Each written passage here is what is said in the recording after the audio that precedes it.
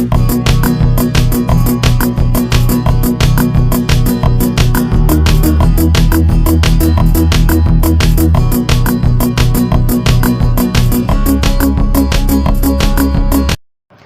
Students, welcome back to my channel. आज हम अपनी क्लास 11th का एक इम्पोर्टेंट चैप्टर करने वाले हैं जिसका नाम है अकाउंटिंग इक्वेशन। ये चैप्टर हमारे पिछले चैप्टर के, जो कि हमने अकाउंटिंग प्रिंसिपल पढ़ चुके हैं, उस चैप्टर के एक कॉन्सेप्ट पर बेस्ड है, जिस कॉन्सेप्ट का नाम था dual aspect concept. Dual aspect concept, ठीक है। इस कॉन्सेप्ट में क्या बताया गया था? ये कॉन्सेप्ट बताता था कि हर each and every transaction will have two effects, यानी हर एक ट्रांजैक्शन दो अकाउंट्स को प्रभावित करेगी। या तो एक अकाउंट डेबिट होगा तो दूसरा अकाउंट हमेशा क्या होगा? क्रेडिट होगा। और इसी के बेस पर अकाउंटिंग इक्वेशन क्या करती है? वर्क करती है। इसी कॉन्सेप्ट के बेस पर अकाउंटिंग इक्वेशन वर्क करती है, ठीक है। इसी कॉन्सेप्ट में हमने अकाउंटिंग इक्वेशन के बारे में एक अकाउंटिंग इक्वेशन पढ़ी थी। वो अकाउंटिंग इक्वेशन क्या थी? Assets is equal to liability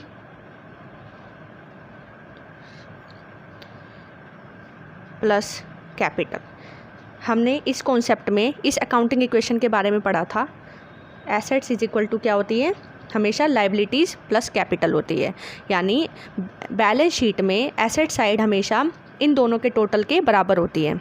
इसका मतलब क्या है कि जब भी हम कोई एसेट परचेज़ करेंगे तो हम उसके बदले में कोई ना कोई लायबिलिटी ज़रूर क्रिएट करेंगे, या फिर हम बिज़नेस में कैपिटल के थ्रू वो एसेट्स क्या करेंगे?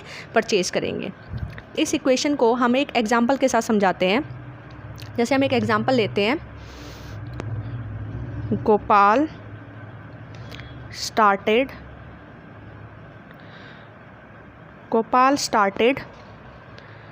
a new business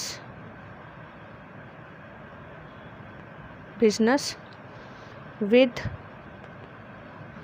rupees 75,000 as capital, ठीक है।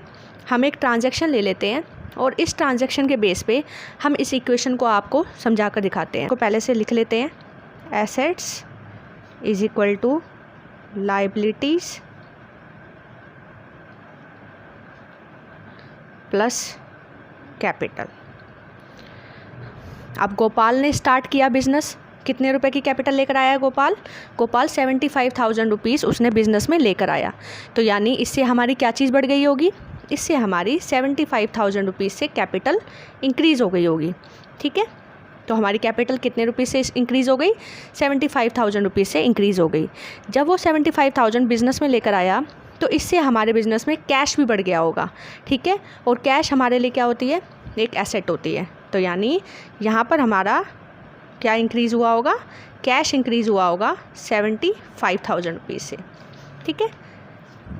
तो ये था हमारा इस ट्रांजैक्शन के डुअल इफ़ेक्ट, यानी एक तरफ हमारी एसेट्स कैश की फॉर्म में इंक्रीज़ हो गई और दूसरी तरफ हमारा बिज़नेस में कैपिटल क्या हो गई? इंक्रीज़ हो गई, ठीक है। अब हम एक और एग्जांपल लेते हैं ट्रांजैक्शन का। अब हमारी नेक्स्ट ट्रांजैक्शन है Gopal purchased goods for cash rupees 20,000, ठीक है। हमारी सेकंड ट्रांजैक्शन है कि गोपाल ने गुड्स खरीदी कैश में कितने रुपए की? 20,000 रुपीज़ की। अब इसका हमारी ट्रांजैक्शन पर, हमारी इस इक्वेशन पर क्या इफ़ेक्ट पड़ेगा? यहाँ पर फिर से लिखो, assets is equal to liabilities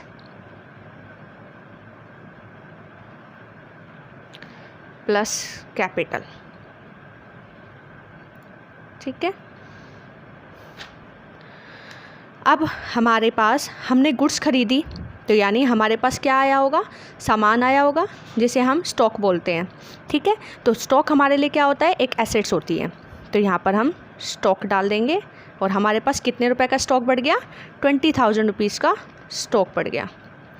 ठीक है, और हमने कैश में ख़रीदा था, तो यानी हमारे पास से क्या गया होगा, कैश चला गया होगा। तो यानी हमारी एसेट्स कैश में कितने रुपए कम हो गए, 20,000 का स्टॉक बढ़ा और 20,000 रुपीज़ का कैश क्या हो गया, कम हो गया।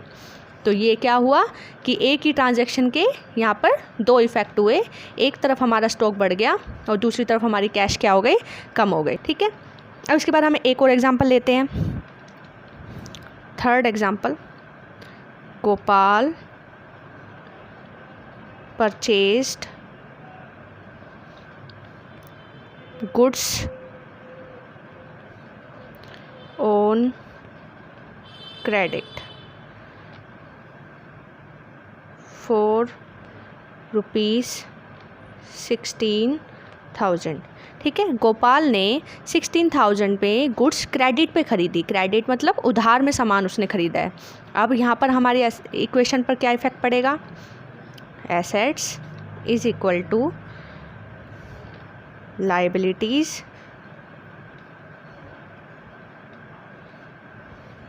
Plus capital. ठीक है, हमने 16,000 का सामान ख़रीदा और वो भी कैसे ख़रीदा है, उधार में ख़रीदा है। ठीक है, तो 16,000 का तो यहाँ पर हमारे पास क्या आ गया, स्टॉक इंक्रीज़ हो गया कितने रुपए से, 16,000 रुपीज़ से। ठीक है, अब हमने उधार सामान ख़रीदा था, तो यानी हमारे क्या बढ़े होंगे, जिनसे हम उधार सामान ख़रीदते हैं, जिन्हें हमें पेमेंट करनी है, वो कौन होते हैं हमारे, वो हमारे क्रेडिटर्स होते हैं। ठीक है, ये हमने अकाउंटिंग टर्म्स में पढ़ा था कि क्रेडिटर्स कौन होते हैं, जिनसे हमने उधार में सामान ख़रीदा है। ठीक है, तो हमने उधार में सामान ख़रीदा है तो वो कौन हुए, हमारे क्रेडिटर्स, और जिनकी हमें पेमेंट करनी होती है वो क्या होती है, हमारी लाइबिलिटीज़ होती हैं। तो लाइबिलिटीज़ के अंडर में क्रेडिटर्स कितने रुपए से हमारे इंक्रीज़ हो जाएंगे, 16,000 रुपीज़ से इंक्रीज़ हो जाएंगे। ठीक है, तो यहाँ पर अब हमारी ट्रांजैक्शन के ये टू इफ़ेक्ट्स हो गए और ये दोनों साइड फिर से क्या हो गई, इक्वल हो गई। अब हम अपना नेक्स्ट एग्जांपल लेते हैं। इसमें इस ट्रांजैक्शन में हमने रेंट पे किया है, पेड रेंट फॉर रुपीज़ 1,000। ठीक है, हमने 1,000 रुपीज़ का रेंट पे किया है। अब इस ट्रांजैक्शन में रेंट हमारे लिए क्या होता है, हमारे लिए एक एक्सपेंसेस है। ठीक है, और एक्सपेंसेस और इनकम, जो भी इनकम और एक्सपेंसेस हम पे या रिसीव करते हैं उसे हम कैपिटल में से क्या करते हैं, एडजस्ट करते हैं। ठीक है, ये चीज़ हमें हमेशा ध्यान रखना होगा कि all expenses and incomes will be adjusted from capital। ठीक है, इसको आप हाईलाइट कर लो क्योंकि ये काफ़ी इम्पोर्टेंट पॉइंट है। इसमें क्या है कि जितने भी हमारे एक्सपेंसेस हैं उन सबको हम क्या करेंगे, कैपिटल में से एडजस्ट करेंगे। यानी जितनी भी हमारी एक्सपेंसेस और इनकम है उन्हें हम कहाँ से एडजस्ट करेंगे, कैपिटल में से एडजस्ट करेंगे। ठीक है, तो अब इसको हम इस इक्वेशन को बना के देखते हैं। फिर से लिखते हैं, assets is equal to liabilities plus capital. अब हमने रेंट पे किया है तो यानी हमारे पास से क्या गया होगा, कैश गया होगा। ठीक है, तो हम कैश में से 1,000 रुपीज़ कम कर देंगे। ठीक है, और यहीं इसका दूसरा इफ़ेक्ट क्या पड़ेगा, कैपिटल में से 1,000 रुपीज़ कम हो जाएंगे। ठीक है, तो ये थी हमारी अकाउंटिंग इक्वेशन। तो इस तरीके से हमारी सारी ट्रांजैक्शंस हमेशा दो जगह इफ़ेक्ट करेंगी, दो अकाउंट्स को इफ़ेक्ट करेगी। यहाँ पर इसने एक कैश अकाउंट को इफ़ेक्ट किया और दूसरा कैपिटल अकाउंट को इफ़ेक्ट किया। इस तरीके से हमारी दोनों साइड्स हमेशा क्या होंगी, इक्वल होंगी। ठीक है, अब हम एक पूरा क्वेश्चन करके देखते हैं जिससे कि आपकी बेटर अंडरस्टैंडिंग होगी। ये है हमारा अकाउंटिंग इक्वेशन का बेसिक फॉर्मेट। जिसमें सबसे पहला कॉलम बनता है सीरियल नंबर का, इसके बाद सेकंड कॉलम आता है ट्रांजैक्शंस का, थर्ड कॉलम हमारा एसेट्स का आता है जिसके अंडर में हम डिफरेंट एसेट्स के कॉलम बनाएंगे, और फिर उसके बाद हमारा लाइबिलिटीज़ एंड कैपिटल, ठीक है। और लाइबिलिटीज़ के भी हमारे अलग से कॉलम होंगे इसके अंडर में, ठीक है। तो इस तरीके से ये हमारा क्या है, बेसिक फॉर्मेट है। अब इसके बाद हम अपनी पहली ट्रांजैक्शन से स्टार्ट करते हैं। तो हमारी फर्स्ट ट्रांजैक्शन है Mukesh started business with cash, यानी मुकेश ने बिज़नेस स्टार्ट किया है कैश से, ठीक है। तो हम फर्स्ट सीरियल नंबर डाल देते हैं, यहाँ पर लिखते हैं स्टार्टेड बिजनेस विथ कैश, ठीक है। बिज़नेस स्टार्ट किया है कैश से, तो इसका क्या इफ़ेक्ट होगा, पहला इफ़ेक्ट इसका कैश पर होगा, ठीक है। और बिज़नेस स्टार्ट किया है तो यानी बिज़नेस में इंट्रोड्यूस किए गए होंगे पैसे एज अ कैपिटल, यानी बिज़नेस जब भी हम किसी पैसे से स्टार्ट करते हैं तो उसे हम क्या बोलते हैं, अपनी कैपिटल बोलते हैं, ठीक है। तो हम कैपिटल में इसका इफ़ेक्ट एक कैपिटल पे पड़ेगा। अब सबसे पहले उसने स्टार्ट किया है बिज़नेस कैश से 80,000 रुपीज़ से, ठीक है। कितने रुपए से स्टार्ट किया है, 80,000 रुपीज़ से। तो यहाँ पर हम सबसे पहले डालेंगे 80,000 रुपीज़ से हमारा कैश इंक्रीज़ हो जाएगा, ठीक है।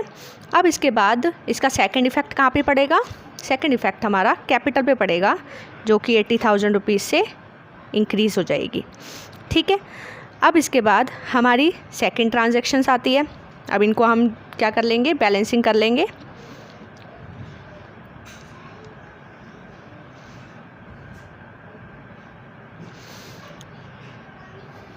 ठीक है। तो यहाँ पर हम लिखते हैं 80,000 रुपीज़ और यहाँ पर कैपिटल में भी हमारे 80,000 रुपीज़, ठीक है।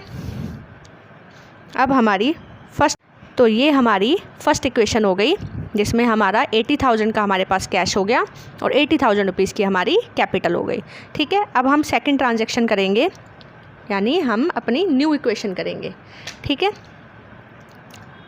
अब हमारी सेकंड न्यू इक्वेशन है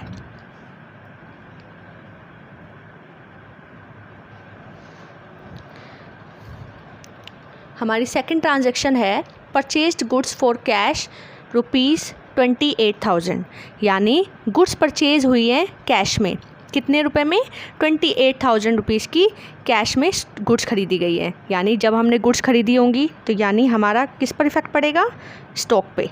हमारा स्टॉक कितने रुपए से इंक्रीज़ हो जाएगा, 28,000 रुपीज़ से इंक्रीज़ हो जाएगा। स्टॉक हो गया हमारा इंक्रीज़ 28,000 रुपीज़ से हमारा स्टॉक इंक्रीज़ हो गया, ठीक है। अब हमने कैश में सामान ख़रीदा है तो हमारे पास से क्या गया होगा, हमारे पास से कैश गया होगा उसकी पेमेंट करने के लिए। तो यानी 28,000 रुपीज़ से हमारा कैश क्या हो गया, कम हो गया, ठीक है। तो इस तरीके से हमारी ये ट्रांजैक्शन कंप्लीट हो गई, ठीक है। बाकी जगहों पे हमारा कोई इफ़ेक्ट नहीं पड़ा है, ठीक है। ना ही कैपिटल पे कोई इफ़ेक्ट पड़ा है हमारा और ना ही हमारा लायबिलिटी पे कोई इफ़ेक्ट पड़ा है, ठीक है। इन पर कोई इफ़ेक्ट नहीं है। तो अब इनको हम निकाल लेंगे। तो ये हमारा आ गया 52,000 रुपीज़, ठीक है। और ये हमारा आ गया यहाँ पर 28,000 रुपीज़ का स्टॉक, ठीक है। और यहाँ पर हमारा लायबिलिटीज़ अभी कुछ भी नहीं है और कैपिटल हमारे पास कितने रुपए की है, 80,000 रुपीज़ की कैपिटल है, ठीक है। अब इसके बाद हमारी नेक्स्ट इक्वेशन आती है। नेक्स्ट इक्वेशन में बोला हुआ है, ये हमारी कौन सी इक्वेशन थी, सेकंड इक्वेशन थी, ठीक है। अब इसके बाद हम करेंगे थर्ड इक्वेशन। थर्ड इक्वेशन में है परचेज्ड गुड्स ऑन क्रेडिट ₹20,000, यानी हमने 20,000 का सामान कैसे ख़रीदा है, उधार में ख़रीदा है, ठीक है। यानी हमारे पास से क्या क्या बढ़ेगा, हमारे पास इंक्रीज़ होगा 20,000 रुपीज़ का स्टॉक क्या हो जाएगा, इंक्रीज़ हो जाएगा क्योंकि हमने उधार में सामान ख़रीदा है। तो 28,000 रुपीज़ का 20,000 का हमने सामान ख़रीदा है तो 20,000 का हमारा स्टॉक इंक्रीज़ हो जाएगा। और हमने इस बार क्रेडिट पे ख़रीदा है, यानी उधार में ख़रीदा है। और उधार हम किससे ख़रीदते हैं? उधार में सामान अपने क्रेडिटर से ख़रीदते हैं। तो यहाँ पर हम क्रेडिटर्स का नाम डाल देते हैं, ठीक है। तो क्रेडिटर्स में 20,000 रुपीज़ के हमारे 20,000 क्रेडिटर्स क्या हो गए? इंक्रीज़ हो गए, जिनको हमें पेमेंट करनी है। तो यहाँ पर हमारी इक्वेशन के 2 इफ़ेक्ट हो गए। अब इसको हम फिर से बैलेंस कर लेंगे।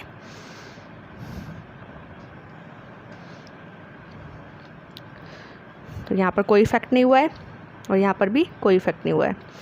तो ये हमारा आ गया 52,000 प्लस, इन दोनों को प्लस किया 48,000 प्लस 20,000 एंड प्लस 80,000। अगर हम इन दोनों साइड्स को ऐड करके देखें तो ये हमेशा इक्वली होंगी।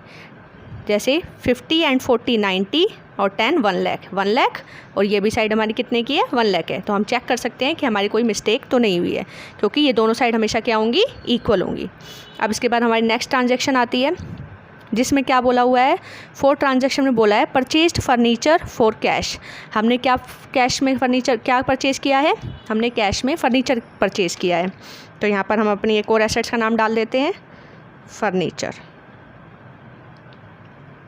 ठीक है। और फर्नीचर हमने कितने रुपए का परचेज़ किया है? हमने फर्नीचर 6,000 रुपीज़ में परचेज़ किया है। तो ये 6,000 रुपीज़ का हमारा फर्नीचर इंक्रीज़ हो गया, ठीक है।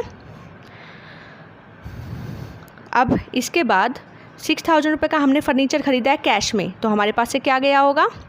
कैश गया होगा। तो यहाँ पर हम 6,000 रुपीज़ को कैश में से क्या कर देंगे?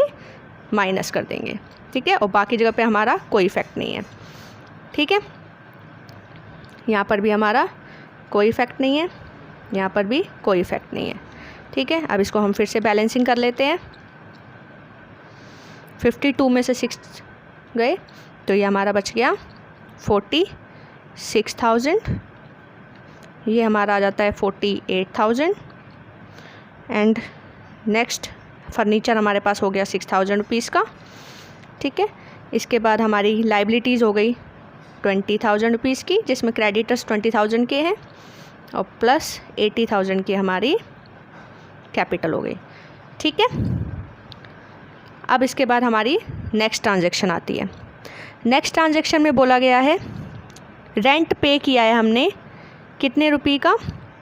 2,000 रुपीज़ का रेंट पे किया है। ये हमारी 4th ट्रांजैक्शन थी। अब हमारी नेक्स्ट ट्रांजैक्शन आएगी 5th। हमने क्या किया है? रेंट पे किया है कितने रुपीज़ का? 2,000 रुपीज़ का।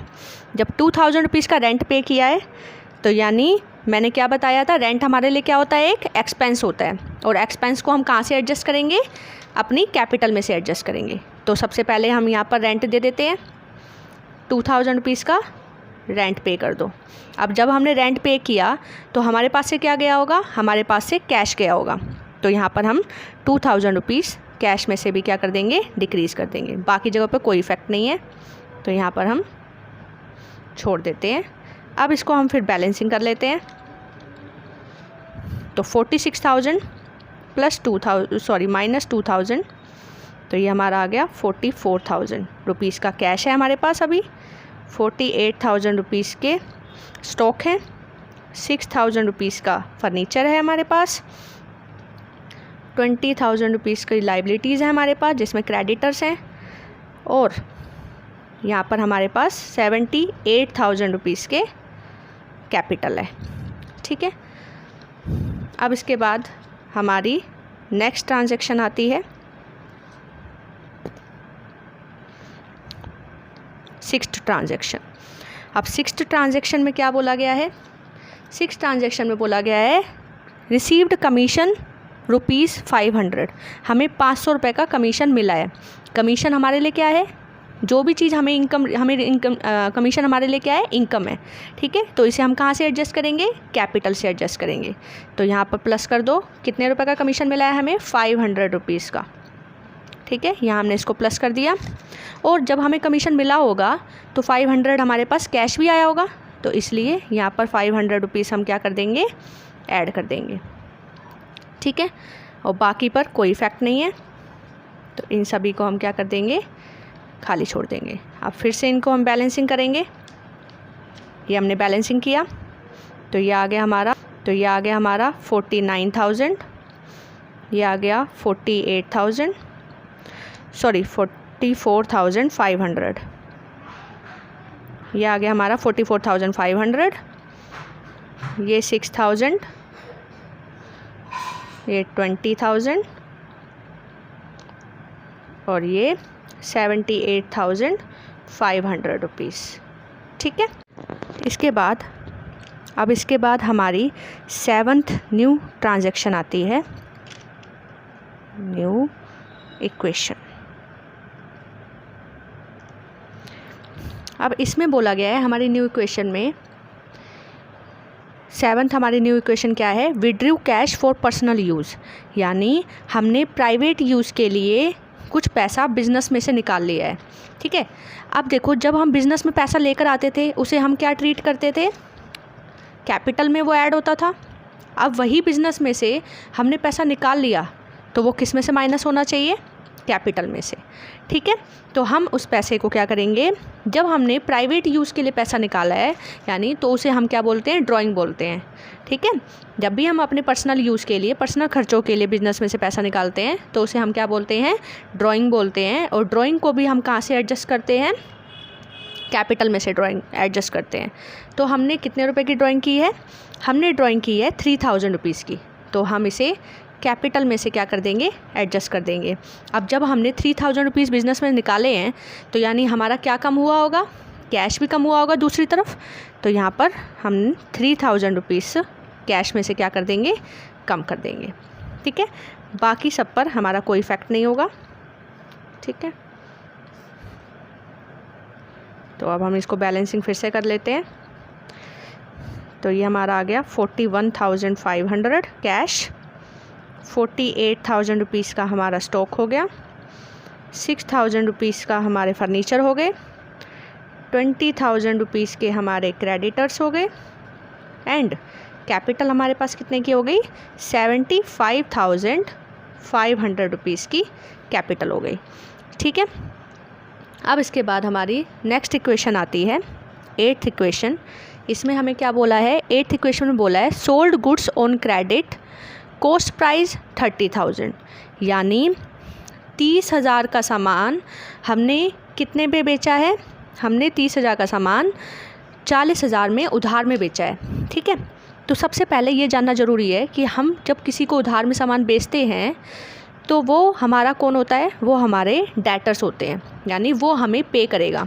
ठीक है, तो हम एक और एसेट्स का कॉलम बना लेते हैं और जिससे हमें पैसा मिलना होता है तो वो हमारी एसेट्स है, तो हम इसको एक डेटर्स का कॉलम बना लेते हैं, डेटर्स। ठीक है, जिनसे हमने उधार ख़रीदा है सामान वो क्रेडिटर्स होते हैं और जिन्हें हमने सामान बेचा है उधार में उसे क्या बोलते हैं, डेटर्स। और डेटर्स हमारी क्या होती है, एसेट होती हैं। तो हमने उधार में सामान बेचा है, कितने रुपए का, हमने 40,000 में सामान बेचा है। ठीक है, तो सबसे पहले अब हमें डेटर से कितने पैसे मिलने हैं, 40,000 रुपये मिलने हैं। तो यानी हम डेटर्स में कितने रुपए ऐड कर देंगे, 40,000 रुपीज़ ऐड कर देंगे। ठीक है, अब हमने जो सामान बेचा है वो बुक्स में कितने रुपए का लिखा हुआ था, वो हमारे पास सामान 30,000 रुपये का था, यानी हमारे पास से स्टॉक कितने रुपए का कम होगा, हमारे पास से 30,000 रुपये का स्टॉक क्या हो जाएगा, कम हो जाएगा। ठीक है, अब देखिए यहाँ पर हमारा 10,000 की कमी अभी बैठ रही है, अभी 10,000 रुपये और हमें पूरे करने हैं। तो ये 10,000 रुपये का हमें क्या हुआ है, प्रॉफिट हुआ है। हमने 30,000 का सामान 40,000 में बेचा है। ठीक है, तो हम प्रॉफिट को भी कहाँ से ट्रांजैक्ट करते हैं, हम प्रॉफिट को हमेशा कैपिटल में से ही क्या करते हैं, एडजस्ट करते हैं। ठीक है, तो प्रॉफिट हमेशा कैपिटल में ही क्या होता है, ऐड होता है। तो यहाँ पर हम प्रॉफिट को ऐड कर देंगे 10,000 रुपीज़ को। ठीक है, तो ये ट्रांजैक्शन समझ आई। इस ट्रांजैक्शन में क्या किया हमने उधार में सामान बेचा, 30,000 का सामान 40,000 में बेचा। ठीक है, तो हमें डेटर से कितने पैसे मिलेंगे, 40,000 मिलेंगे। तो हमने डेटर्स में कितने ऐड कर दिए, 40,000 रुपये ऐड कर दिए। हमारे पास से कितने का सामान गया, 30,000 रुपये का। तो स्टॉक में से हमने कितने कम कर दिए, 30,000 रुपये कम कर दिए। अब इस पूरी ट्रांजैक्शन में हमें कितने रुपये का प्रॉफिट हुआ है, 10,000 रुपये का प्रॉफिट हुआ है। तो ये 10,000 का प्रॉफिट हम कहाँ से एडजस्ट करेंगे, कैपिटल से एडजस्ट करेंगे, उसमें हम इसको क्या कर देंगे, ऐड कर देंगे। अब इसको हम फिर से बैलेंसिंग कर लेते हैं। तो अब हमारा ये ट्रांजैक्शन में आ गया 41,500 का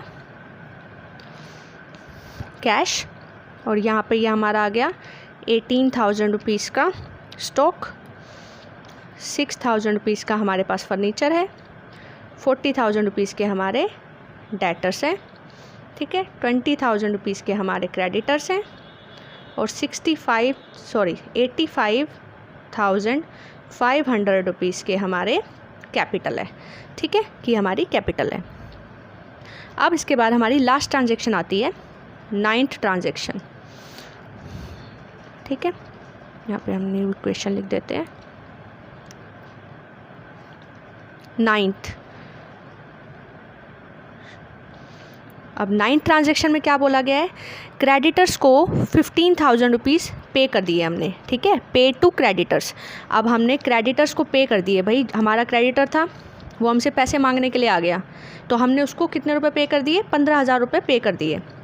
तो यानी क्रेडिटर्स अब हमारे कितने रुपए के कम हो गए, 15,000 रुपये के कम हो गए। तो जब हमने उसको पैसे दिए होंगे तो हमारे पास से क्या कम हुआ होगा, हमारे पास से कैश कम हुआ होगा, कितने रुपए का, 15,000 रुपीज़ का। 15,000 रुपीज़ का हमारा कैश भी क्या हो गया होगा, कम हो गया होगा, ठीक है। तो यहाँ पर हम कैश को भी क्या कर देंगे, डिक्रीज़ कर देंगे। बाकी किसी भी ट्रांजैक्शन पर कोई इफेक्ट नहीं है, ठीक है, तो बाकी सारे सेम रहेंगे। अब इसके बाद हम इनकी बैलेंसिंग कर लेते हैं। तो ये हमारा आ गया 26,500, ये हमारा आ चुका है 18,000, फर्नीचर हमारा आ चुका है 6,000 रुपीज़ का, डेटर्स हमारे आ चुके हैं 40,000 रुपीज़ के, क्रेडिटर्स अब हमारे पास कितने के रह गए, 5,000 रुपीज़ के क्रेडिटर्स रह गए, और कैपिटल हमारी कितने रुपए की है, 85,500 रुपीज़ की, ठीक है। तो यहाँ पर हमारी बन जाती है फाइनल इक्वेशन, ठीक है। इस लास्ट जो हम बैलेंसिंग जब करते हैं तो उसे हम क्या बोलते हैं, फाइनल इक्वेशन बोलते हैं, ठीक है।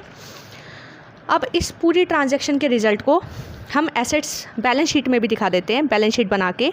तो बैलेंस शीट कैसे बनाई जाती है, अब हम अपनी अकाउंटिंग इक्वेशन को बैलेंस शीट में शो करेंगे।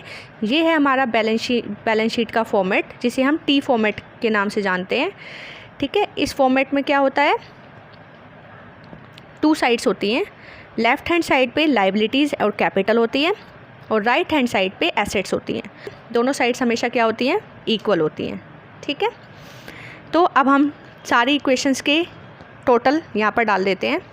हमारे पास कैश कितना था, हम यहाँ पर कैश डालते हैं, ठीक है। कैश के बाद हमारे पास स्टॉक था, स्टॉक के बाद हमारे पास फर्नीचर था, फर्नीचर के बाद हमारे पास थे डेटर्स, ठीक है, ये सारे हमारे एसेट्स थे। लाइबिलिटीज़ में हमारे पास क्या थे, क्रेडिटर्स थे, ठीक है, और उसके बाद हमारी कैपिटल थी। तो इन एसेट्स में कैश हमारे पास कितने रुपए का आया था, हमारे टोटल ट्रांजैक्शन के बाद हमारे पास कैश था 26,500 रुपीज़ का, ठीक है। स्टॉक हमारे पास कितने का था, 18,000 रुपीज़ का था। फर्नीचर हमारे पास कितने का था, 6,000 रुपीज़ का था। इसके बाद डेटर्स हमारे पास कितने के थे, 40,000 रुपीज़ के थे, ठीक है। क्रेडिटर्स हमारे पास कितने के थे, क्रेडिटर्स हमारे पास 5,000 रुपीज़ के बचे थे। और इसके बाद हमारे पास कैपिटल हमारे पास कितने की थी, 85,500 की थी। कैपिटल हमारे पास 85,500 की थी, और इसके बाद ये हमारा टोटल आ गया 90,500 का, ठीक है, और ये भी हमारा आ गया 90,500, ठीक है। तो इस तरीके से हम करते हैं अकाउंटिंग इक्वेशन। तो आज के लिए इतना ही बच्चों, ठीक है। नेक्स्ट क्लास में हम कुछ और इम्पोर्टेंट क्वेश्चंस इस चैप्टर के करेंगे, जिससे कि और बेसिक अंडरस्टैंडिंग आपकी क्लियर हो जाएगी। तो बच्चों आज के लिए मेरी क्लास इतनी ही। अगर आपको मेरी वीडियो पसंद आई हो तो प्लीज़ इसे लाइक एंड शेयर करें और चैनल को सब्सक्राइब करें। Thank you for watching.